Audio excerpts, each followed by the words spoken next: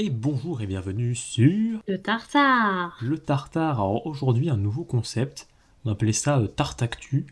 En fait on va discuter de quelques sujets d'actualité, non pas de l'actualité que vous pouvez retrouver dans votre journal, mais une actualité qui nous concerne nous, qui concerne le Tartare, les Lego, Sea of Thieves et le cinéma. Puisque nous avons pour projet de faire des vidéos cinéma, vous verrez ça plus tard dans l'année. Donc c'est un concept que vous retrouvez de temps en temps, voilà, quand on a des nouvelles un peu à discuter, un peu détendu, voilà, détendez-vous, allez vous chercher un petit café, un petit thé, ASMR. profitez, voilà, profitez avec nous de ce moment de détente qui va commencer par les Lego. Les Lego, c'est quelque chose de très important sur le Tartare. Alors nous, on fait des constructions de qualité, mais la firme Lego n'en est pas en reste. Ils font des fois des trucs sympathiques quand même, qui s'arrivent Oui, presque à bon, notre de niveau. temps en temps. Voilà. Bon, les annonces et Lego, c'est pas trop ça, hein. Souvent ils annoncent vraiment au dernier moment, mais chez Lego, tout fuite en avance, ils sont vraiment pas terribles sur la Oui, sécurité, je pense qu'ils font exprès. Et ouais, donc, nous avons probablement. déjà plusieurs infos sur ce qui va arriver en 2024 pour Lego. Donc, je vais commencer par la gamme Lego Star Wars, qui est la gamme qui m'intéresse le plus. Ils ont fuité des nouveaux sets de la gamme Midi. La gamme Midi, c'est une gamme de vaisseaux à moyenne taille. Donc l'année dernière, ils avaient sorti le Super Star Destroyer en gamme Midi. Et là, ils feraient un Faucon Millennium et un Tantive 4. Donc c'est bien, ça me permettrait d'avoir des vaisseaux qui tiennent à la fois dans mon porte-monnaie, mais surtout sur mes étagères, puisque j'ai plus de place. Donc à échelle réduite, à voir ce que ça donne. On n'a pas encore tous les détails ni de visuel, mais on sait à peu près ce à quoi ça pourrait ressembler. Il y a eu des fuites aussi sur un Faucon Millennium du côté obscur. Je sais pas Oui, trop. avec Darkrai et... Dark Ray, Dark Vador blanc. Il y aurait Dark Jar Jar Binks, Dark C3PO. Oh! Voilà, on sait pas trop pourquoi, mais en fait en parallèle, il y a une autre fuite qui est une fuite Disney+, Ouais. qui est en fait une série Star Wars What If, donc et si ils avaient fait une Un série peu comme Marvel, ouais. voilà, Marvel, ils avaient fait une série d'animation et si, et donc visiblement une série Star Wars arriverait avec des boîtes Lego correspondantes. Et t'aimerais quoi, toi, comme What If, finalement? Oh, What If Star Wars, j'aurais bien aimé et si le comte Dooku devenait l'empereur. Évidemment, le classique et si Anakin n'était pas passé du côté obscur, et si Luke était passé du côté obscur, des choses classiques. Et j'aurais bien aimé une petite histoire peut-être centrée sur les droïdes, et si R2D2 avait réussi à Moi, pirater l'étoile de la mort ou quelque chose un peu rigolo. j'aimerais bien une histoire centrée sur Leia, moi, mais c'est mon côté fangirl un peu. Et si Leia avait été confiée à Obi-Wan et Luke... Mhm. donc et si Leia du coup avait rencontré Ben Kenobi et était devenue la plus grande pilote de la galaxie. Techniquement, elle l'a rencontré si tu as vu la série Obi-Wan. Oui, mais ouais, mais et s'ils avaient échangé Luke et Leia, qu'est-ce qui serait passé Et s'il y avait un troisième, en fait, si c'était des triplés, que le troisième avait été élevé en Ah ah! secret par des Gungans, je ne sais pas. Moi, ce qui m'inquiète un peu avec cette boîte, c'est que son prix, c'est 170 € pour une boîte un peu blague. Combien de pièces? 170 €, on n'a pas le nombre de pièces, donc, mais probablement dans les 1500-2000 pièces. Ouais. Mais question, c'est est-ce que les gens seraient prêts à donner autant d'argent et autant de place sur leur étagère pour un Faucon Millennium alternatif? C'est surtout les minifigs, Les pour le coup, mini-figurines risquent qui de vont devenir coter. très intéressantes, effectivement. Mais est-ce que ça Parce vaudrait le qu'un coup? Dark Vador blanc, les gens vont se ruer dessus. Nous avons d'autres fuites moins rigolotes, notamment un double pack X-Wing TIE Fighter, ce qui m'énerve beaucoup, puisque ça sera probablement le même X-Wing et le même TIE Fighter qui avant était vendu à part, et maintenant vous devrez acheter les deux ensemble, ce qui m'embête car moi j'ai uniquement le X-Wing et j'aurais bien aimé pouvoir avoir le TIE Fighter sans racheter un X-Wing avec. Surtout qu'il n'y a pas vraiment besoin, ils avaient déjà fait un double pack récemment, où c'était Ouais, chasseur TIE mandalorien Fighter. et TIE Ouais, Interceptor, où là le concept était vraiment de vendre le TIE Interceptor très attendu, avec un chasseur pas attendu du tout, pas pour attendu. vendre le chasseur pas attendu, mais quand même le produire, sinon il n'aurait pas Ah, pu justifier la production d'un chasseur qui se vendrait pas. alors que clairement, ils auraient changé 4 pièces, ça aurait fait des vaisseaux de Bo-Katan, et là, tout le monde l'aurait acheté. Non, non, le vaisseau de Bo-Katan est beaucoup Si. plus grand.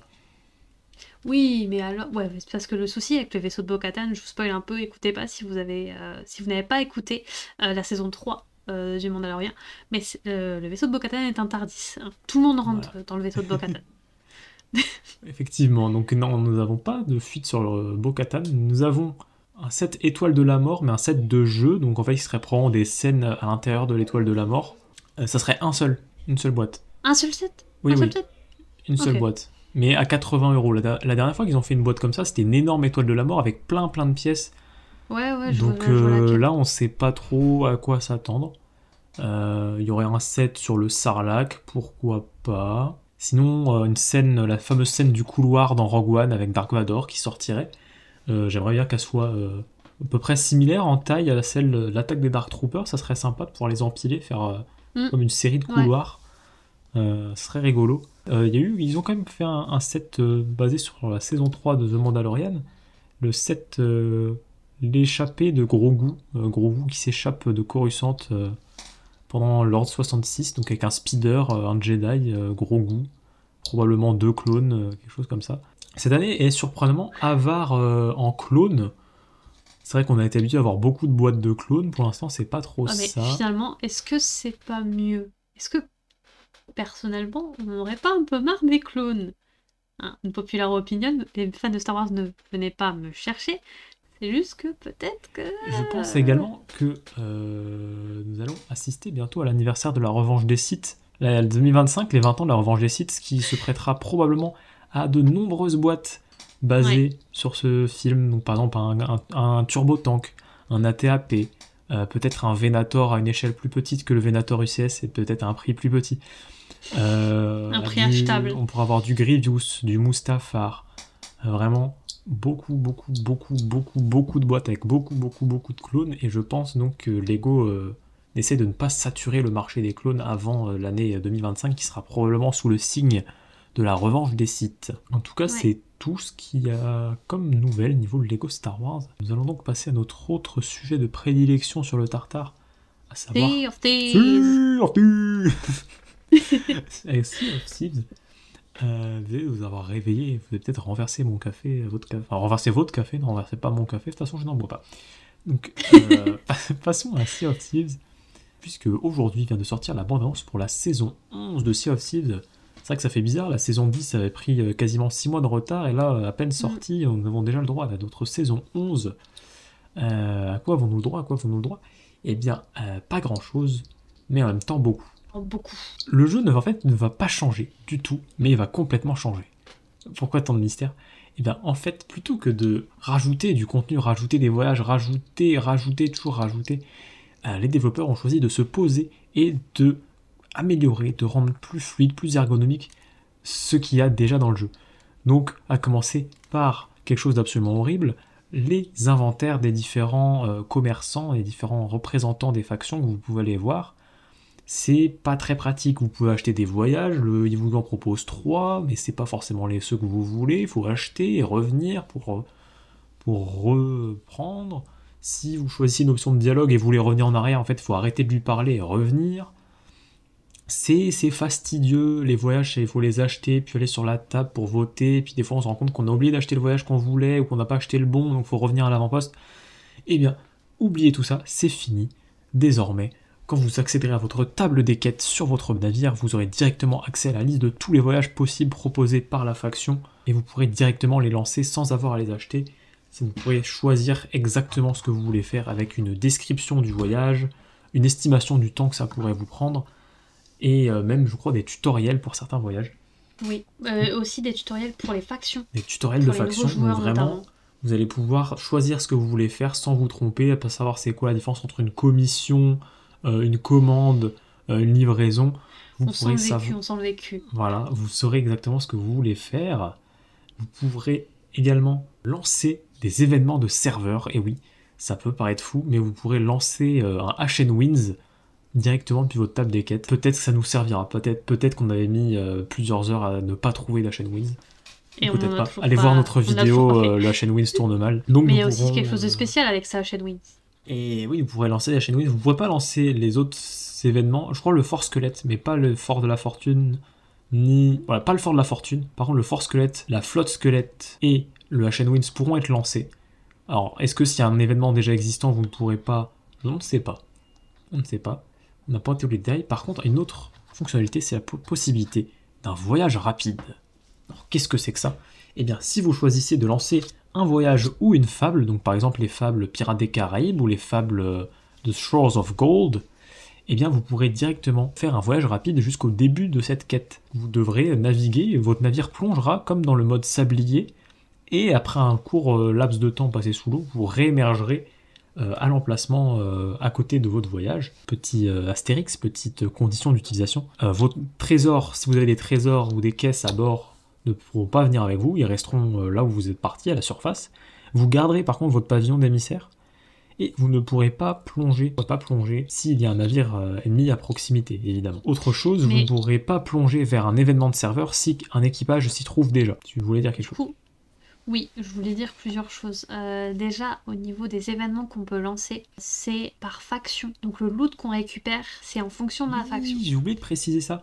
Effectivement, voilà, c'est ça que je voulais préciser. Quand vous lancez un événement de serveur en étant émissaire d'une certaine faction, tous les trésors que vous récupérez sur cet événement seront de cette faction. Et donc l'intérêt de lancer l'événement en étant émissaire serait que la totalité du trésor serait du trésor correspondant à votre faction. Donc vous savez, les coffres pour les collectionneurs d'or, les ressources pour les marchands, les crânes pour l'ordre des âmes.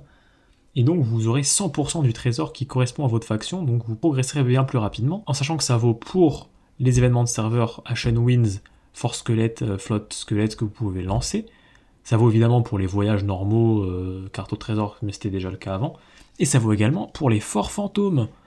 Vous pourrez activer un fort fantôme de cette façon, et donc les forts fantômes qui auparavant vous donnaient à peu près un tiers pour chaque faction, vous donneront 100%, et donc vous pourrez être beaucoup plus efficace si vous voulez progresser sur l'ordre des âmes, notamment pour ceux qui visent le classement des émissaires. Je ne sais pas si vous savez, mais il y a un classement mensuel des émissaires, et si vous êtes dans les 25 premiers pourcents du classement, vous gagnez des cosmétiques.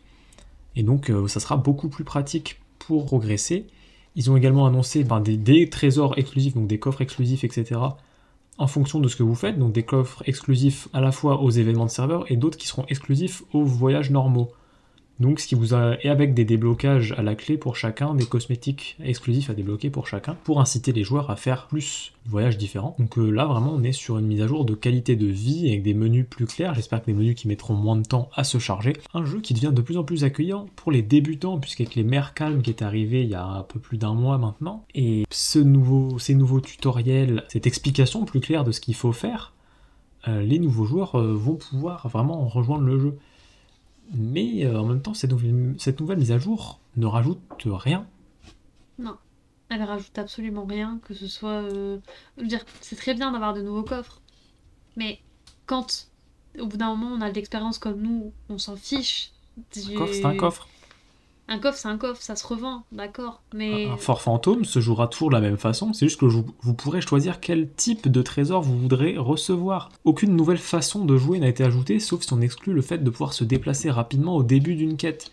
Alors j'ai également vu des rumeurs de gens qui font partie du programme exclusif, qui ont des infos en avance, mais qui n'ont pas le droit de communiquer évidemment, qui disent qu'en fait cette mise à jour permet uniquement de préparer la saison 12 qui serait colossal et qui apporterait évidemment plein de contenu et probablement plein de nouveaux voyages à faire. Et qu'est-ce que tu voudrais toi, finalement Donnez-nous vos prédictions pour la saison 12 finalement. Moi je voudrais que chaque faction ait des nouveaux voyages déjà. Ouais. Je voudrais que chaque faction ait des voyages compliqués et en plusieurs étapes. Parce qu'actuellement, uniquement la faction d'Athéna... Non, pas buggés. Je veux dire que la faction d'Athéna a accès à des voyages de haut niveau qui sont en plusieurs étapes, ce que n'ont pas les autres factions. Alors il y a le voyage des marchands qui est un peu ça, faut aller sur plusieurs îles, mais sinon, voilà, globalement, c'est assez répétitif. J'aimerais bien quelque chose en plus d'étapes.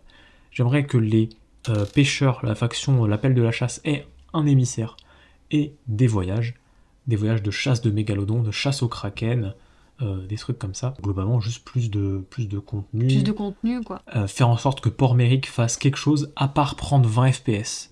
Parce qu'actuellement, voilà, pour ceux qui savent pas, mais Port-Méric avant s'appelait Golden Sands Outpost. C'était un avant-poste qui était juste un tas de sable comme les autres avant-postes. Et c'était pire, c'était... Il n'y avait rien en fait, hein, vraiment. Ouais, il n'y avait rien du tout. Juste les factions normales, et ils ont décidé, suite à des différents événements, de le transformer en Port-Méric. Donc c'était étape par étape, il y avait des mises à jour où le port se construisait au fur et à mesure, et on se demandait, mais que va-t-il se passer quand ce port sera enfin construit? C'est une ville avec des maisons, des murailles, des canons, il y a un phare. Oh là, mais qu'est-ce qu'il s'est rien passé? Non, vraiment, il s'est rien passé. Port-Méric n'apporte rien de plus en termes de fonctionnalité si on exclut les canons qui permettent éventuellement de se défendre. Oui, alors se défendre contre quoi, je sais pas. Des attaques de gens, Mais c'est tout, Port-Méric a les mêmes factions, j'ai envie de dire, même si vous n'avez pas de votre propre navire, Port-Méric va à votre rencontre, puisque pour aller revendre, si vous n'avez pas les barons, accès aux barons pour revendre rapidement, vous allez devoir marcher plus pour aller revendre, puisque le port est plus grand. Port-Méric prend 20 FPS, et Port-Méric, au final, est désert, c'est une ville, personne, il n'y a pas de PNJ supplémentaire, pas le moindre PNJ supplémentaire. Non. Les Russes, il n'y a personne. J'ai croisé des joueurs 2 fois, si je me souviens mal là-bas, 1 fois ou 2 fois. Donc c'est vraiment très rare. Et au final, Port-Méric n'est qu'une silhouette lumineuse dans le lointain qui me rappelle que si je m'en approche, le jeu va commencer à ramer. Donc je voudrais que Port-Méric ait quelque chose. Juste serve à quelque chose, que ce soit un endroit pour que les joueurs se retrouvent peut-être. Plus de fonctionnalités sociales, peut-être plus de fonctionnalités qui poussent les joueurs à interagir autrement que par le canon. Par exemple, la fonctionnalité d'alliance qui donnerait accès à des voyages réservés aux alliances. Une fonctionnalité de communication avec des navires distants, par exemple avec des perroquets. Imagine un perroquet, tu lui parles avec ton micro, tu fais blablabla, le perroquet il s'envole, il va vers l'autre bateau, et là il répète le message que t'as dit. Ce serait trop cool. Et si t'as utilisé le chat, il est réécrit dans le chat, voilà. Ouais. Donc un perroquet qui permettrait de communiquer déjà avec les navires de l'Alliance, ou peut-être même avec des navires qui sont pas alliants. Par exemple, si tu vois un navire, tu pourras lui envoyer un perroquet. Alors évidemment, ça impliquerait une modération peut-être, je ne sais pas, mais... Ah oui, clairement. Sinon les gens viendraient t'insulter, mais bon, au pire, tu les reportes, ils peuvent déjà t'insulter dans tous les cas, on s'est déjà fait insulter. Donc cette fonctionnalité qui ferait qu'un navire au loin ne serait pas juste on va l'éviter dans le doute parce qu'on connaît pas ses intentions. Plus de contenu. Alors certains demandent des nouvelles zones de carte. Moi je pense que des nouvelles zones de carte ne feraient qu'étaler les joueurs. Il faudrait surtout trouver un moyen de mettre plus de bateaux par carte parce que là actuellement on avait joué combien de temps la dernière fois? 2 heures, on n'a croisé aucun navire. Aucun. En 2 heures. Et pour le coup, pour nos vidéos de Noël, quand on a sorti, on a beaucoup galéré. On a eu beaucoup de chance sur la vidéo Père Noël. Mais on a sorti 40 minutes de vidéo, on a à peu près 8 heures de tournage. À peu près. Pour vraiment, essayer de trouver des gens avec qui interagir. On a fait le tour de la carte des fois en entier sans trouver des gens. C'est vrai. Et ensuite, être sûr que si on trouve quelqu'un, ce soit pas quelqu'un qui fuit, quelqu'un qui nous défonce trop rapidement. Ou qui décode et qui nous voit. Voilà, vous voyez pas toutes ces coulisses, mais voilà. Donc ça clôture, je pense, cette section Sea of Thieves. Et on va finir par une dernière petite section, une section cinéma, voilà. Nous allons parler du film Le Mandalorian. Un film Le Mandalorian a été annoncé. Ah, tu oublies Et Grogu. Et Grogu. Un film donc, qui sortirait peut-être au cinéma même. A été annoncé, donc dérivé de la série Le Mandalorian. Et là, on va vous dire tout de suite, nous allons divulgacher la série Le Mandalorian, saison 1, saison 2, saison 3, pour parler un peu de Boba Fett. Et la série Boba Fett, qui est en fait la saison 2,5. Et nous allons en fait divulgacher pour pouvoir évoquer nos rumeurs, nos théories sur quel serait le contenu de ce film. Est-ce qu'il porterait quelque chose en plus, on verra. Et n'hésitez pas en commentaire à nous faire part de vos théories concernant ce film. Alors, Tine, je te laisse commencer. C'est très compliqué pour moi, puisque d'un côté, j'aime bien la série, je la trouve très sympathique à regarder, mais je trouve que le personnage du Mandalorien est un personnage vide qui devient encore plus détestable au cours de la saison 3. Oula, t'attaques direct là. Ah oui, non mais moi j'ai pas le temps. Qui devient assez détestable au cours de la saison 3, notamment dans sa relation avec Grogu. Parce que pour le coup, je n'ai pas regardé The Clone Wars ou quelque chose comme ça, et j'ai beaucoup aimé le personnage de Bo-Katan, qui prend un peu le rôle de la maman, hein, pendant que papa fait des trucs avec ses copains mandaloriens. Et pour le coup, le seul moyen pour moi de sauver ce film mandalorien, ce serait de ramener d'autres personnages comme ils le font là. Il y aura d'autres personnages. Il y aura d'autres personnages. Ce film pourrait être enfin l'occasion peut-être déjà de revoir Pedro Pascal, puisque Pedro Pascal n'est finalement qu'un doubleur, mais de revoir Pedro Pascal et de donner peut-être plus d'âme. C'est vrai que dans les premières saisons, le personnage du Mandalorian avait quand même plus d'âme, on le voyait s'attacher à Grogu au fur et à mesure, et là au final on le voit juste en train de le maltraiter, de le mettre dans des situations volontairement dangereuses, de le forcer à se battre, alors qu'il a quand même passé 2 saisons à essayer de le protéger. pour dire pendant les 2 premières saisons, mais à chaque fois qu'il y avait une bagarre à faire, il allait déposer Grogu à la garderie, comme tout bon père qui se respecte. Et là, il n'hésite pas à emmener Grogu sur une planète qu'il pense toxique et hautement dangereuse, et tellement dangereuse qu'il n'ose même pas lui-même sortir. Et pourtant, il emmène Grogu avec lui. Donc, je n'ai pas trop compris cette saison 3 et pourquoi le personnage avait pris cette tournure-là. J'espère que le film pourra apporter quelque chose de plus, et peut-être, j'espère, une conclusion en tout cas à cet arc. J'espère qu'ils vont essayer de diversifier leur franchise et de ne pas s'enterrer dans des éternelles saisons du Mandalorian, et essayer d'apporter autre chose, plus de personnages, plus d'époques de Star Wars. Ouais, plus de personnages, mais ce serait sympa d'avoir des nouveaux, plus de nouveaux planètes, personnages. parce que c'est vrai que là on tourne un peu en rond au niveau des planètes. Tatooine, c'est bien, peut-être autre chose. Et moi, je te demande aussi d'autres personnages que Ahsoka.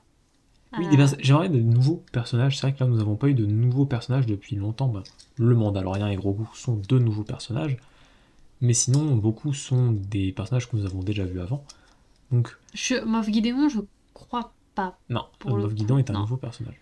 Mais quand ils introduisent de nouveaux personnages, en fait, ils sont pas dérangeants. Moi, j'aime beaucoup le personnage de Moff Gideon. Nouveaux personnages, peut-être plus de séries qui se concentrent. Enfin, c'est si on commence à faire des séries qui expliquent enfin la transition entre l'Empire et le Premier Ordre, qui, à première vue, ne fait pas vraiment sens, puisqu'à la fin de l'épisode 6, nos héros ont gagné, et au début de l'épisode 7, le Premier Ordre est déjà dans une position de force par rapport à la Nouvelle République.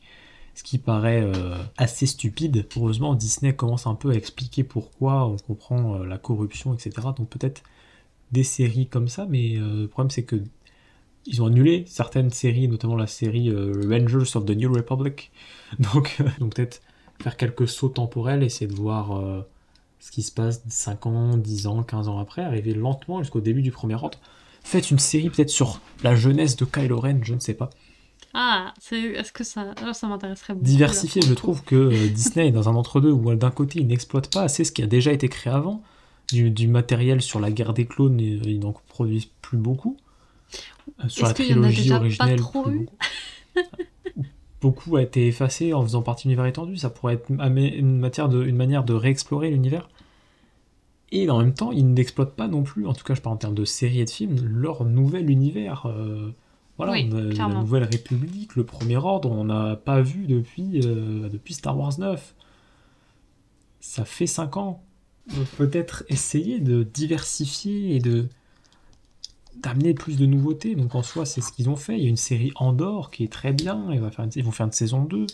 La série Ashoka qui est différente, mais peut-être aller un peu plus loin, peut-être explorer l'avant épisode 1. L'après, épisode 9, peut-être, je sais qu'il y a un film de prévu, mais... Un film sur Rey, ouais, 15 ans après. Un film sur Rey qui est prévu, mais bon, on ne sait pas trop ce que ça va donner. Mais voilà, la franchise Star Wars est un peu dans une période un peu bizarre. Pour revenir sur le film Grogu, enfin le Mandalorian et Grogu... On parlait de ça oui, de base on parlait de ça. Il y a tellement rien à dire sur ce film que je pense que justement le souci c'est que je ne vois même pas ce qu'ils peuvent raconter. Parce que ça visiblement, une conclusion. Ce sera une conclusion normale de ce qu'ils ont annoncé pour l'instant. Nous sommes le 16 janvier quand on tourne ça. Ils ont annoncé 6 épisodes pour la saison 4 et le film qui clôturera normalement le Mandalorian. Donc peut-être une nouvelle intrigue qui clôturerait l'intrigue. Peut-être que Moff Gideon a survécu, qu'il y aura un dernier combat. On peut l'imaginer. Je vois pas ce qu'il c'est vrai que là, le personnage de Din Djarin n'évolue pas trop. La seule chose qu'on pourrait voir, ce serait Grogu qui grandit un peu, qui peut-être commence à parler, mais Grogu ne peut pas grandir tant que ça, puisque il grandit à peu près à 10% de la vitesse d'un humain, on va dire. Donc là, Grogu est un enfant de 5 ans, donc il ne pourra pas faire grand-chose de plus. Peut-être, voilà, il y aura peut-être un sabre laser, et voilà, c'est...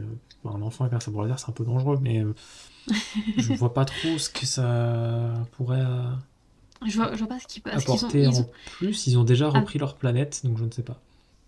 Mais voilà, et j'espère qu'ils reviendront à faire plus de films Star Wars, je ne comprends pas. Depuis Solo, ils ont arrêté de faire des films, ils ont sorti Solo. Alors que Solo était pas si mal, hein, je suis désolée. Hein. une populaire opinion, il était pas si mal. Redonner un regard frais à Solo et vous vous rendrez compte qu'en fait Solo c'était bien. C'était bien. Ouais. Et c'est du Star Wars, c'est du bon Star Wars. Solo et Rogue One sont de bons films et ils ont annulé les autres Star Wars Stories parce que les retours étaient négatifs. Mais c'est parce qu'ils cherchaient à sortir peut-être trop de films, je ne sais pas. Non, mais là, ils en sortent peut-être pas assez. Oui, il y a peut-être un entre-deux entre un film par an et 0 film par décennie. Je ne Parce que sais pas, là, parce que là on se prépare à peut-être un film en 2025, si je crois mes rumeurs. 2025 ou 2026, quelque chose comme ça. De toute façon, ce qui est bien, c'est qu'ils n'ont pas à avoir Pedro Pascal, donc tout peut être J'espère tourné qu'on assez aurait quand même rapidement. revu Pedro Pascal, parce que bon. Et bon, bah sur ce, voilà la fin de notre petit format, enfin petit, je ne sais pas, format Tarte Actu. Donc c'est un format test. N'hésitez pas à laisser votre avis en commentaire. Si vous avez des suggestions sur ce format, est-ce qu'on doit l'améliorer, est-ce qu'on doit le continuer, en faire plus souvent, moins souvent, l'arrêter totalement, fermer la chaîne YouTube et s'exiler au Pérou. Dites en commentaire votre avis, mettez un petit j'aime, abonnez-vous avec la cloche, sinon vous ne saurez pas quand on sort des vidéos, et même si vous la mettez, vous ne le saurez pas non plus. Donc en fait, il faut que vous alliez voir à chaque minute la page Oui. YouTube et vous faites rafraîchir. Non, c'est pas vrai, on sort les vidéos le mardi à 17h, donc ne vous inquiétez pas, vous n'avez qu'à regarder à ce moment-là. On vous fait des gros poutous et on vous dit à la prochaine dans une prochaine vidéo la prochaine vidéo du prochain sur le Tartare. tartare. Salut. Salut.